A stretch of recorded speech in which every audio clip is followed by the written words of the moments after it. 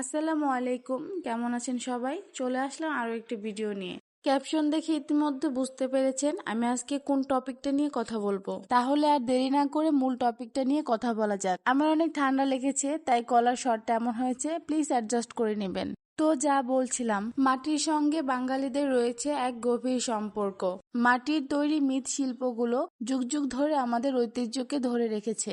বছর কয়েক আগেও বাঙালির এই ঐতিহ্যগুলো হারিয়ে যাচ্ছিল, কিন্তু আমরা যারা নতুন প্রজন্ম আছি তাদের ইদানিং দেখছি মাটির তৈরি জিনিসের প্রতি এক অন্যরকম আকর্ষণ বেড়েছে। শুধু বাঙালির ঐতিহ্য নয়, মাটির তৈরি জিনিস কিন্তু আমাদের স্বাস্থ্যের জন্য অনেক ভালো।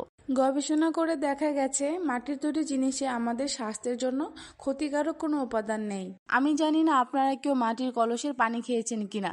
যারা খাননি আমি বলবো তারা অনেক কিছু মিস করেছেন, আর যারা খেয়েছেন তারা নিশ্চয় জানেন মাটির কলসের পানি ফ্রিজের পানির থেকেও বেস্ট। আমার দাদিকে দেখেছি, উনি যতদিন বাচ্চা ছিল ততদিন মাটির কলসের পানি খেয়েছে আর পিতলের থালা বাসন ব্যবহার করেছে।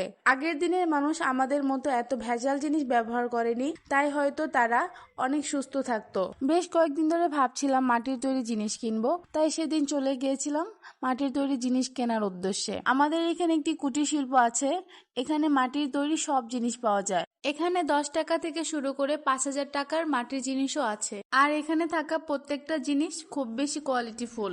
এখানে আসলে কিনবো নাকি সারাদিন ভরে এগুলো দেখবো সেই টেনশনে থাকি আমি। প্রত্যেকটা জিনিস এত বেশি সুন্দর যে কোনটা রেখে কোনটা দেখবো চোখ সরানো যায় না। দেখেন এই দোকানটাতে মাটির থালা থেকে শুরু করে জগ মগ পাতিল সবকিছুই ছিল, আর এই যে ছিল মাটির চায়ের কাপ। তবে আমি মাটির গ্লাসে পানি খাওয়ার পক্ষে থাকলেও মাটির চায়ের কাপে চা খাওয়ার পক্ষে নেই, কারণ মাটির কাপে চা খেতে গেলে কেমন একটা মাটি মাটি গন্ধ করে। আপনাদের কাছেও কি এমন লাগে? অনেক ঘোরাঘুরি করে এরপর আমার যা যা প্রয়োজন ছিল সেগুলো কিনে বাসায় চলে আসলাম। এবার না হয় আপনাদের দেখাই আমি মাটির কুটির শিল্প থেকে কি কি নিয়ে আসলাম। জিনিসগুলো দেখে বলবেন প্রত্যেকটা জিনিস কেমন হয়েছে। ফার্স্টেই নিয়েছিলাম কালারফুল একটি কলমদানি। দোকানে ঢুকে এক দেখাতে আমার এই কলমদানিটা পছন্দ হয়েছে। এরপর নিয়েছিলাম এই সুন্দর ছোট ছোট মাটির বাটিগুলো, এগুলোকে মনে হয় ঘুটি বলে। এরকম আমি 4টা ঘুটি নিয়েছিলাম।